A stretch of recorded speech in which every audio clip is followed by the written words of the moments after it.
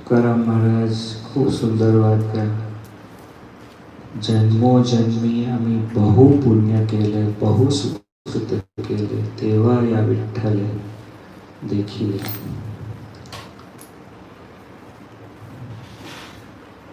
जन्मो जन्म सुधी एक આપણને પ્રયત્ન ગીતાજીની અંદર શ્રી કૃષ્ણ પરમાત્મા એ વાત કરે છે કે હજુ કરોડો લોકો મને પામવાનો પ્રયત્ન કરે છે, અને કોક મને પામે છે।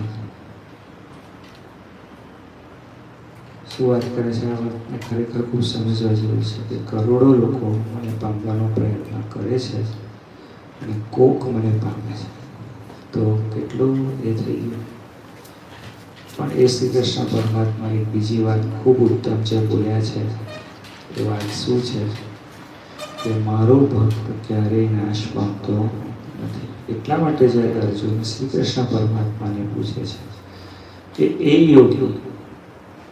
યોગી જ્યારે કોઈ રીતે યોગભ્રષ્ટ થાય છે તો શું એનો નાશ થઈ જાય છે? ત્યારે ભગવાને કહ્યું કે મારા ભક્તનો ક્યારેય નાશ થતો નથી। એટલે કહેવાનો અહીં ભાવાર્થ એવો છે કે જે ભગવાનને રાજી કરવા માટે કર્મ કરવાની જેણે શરૂઆત કરી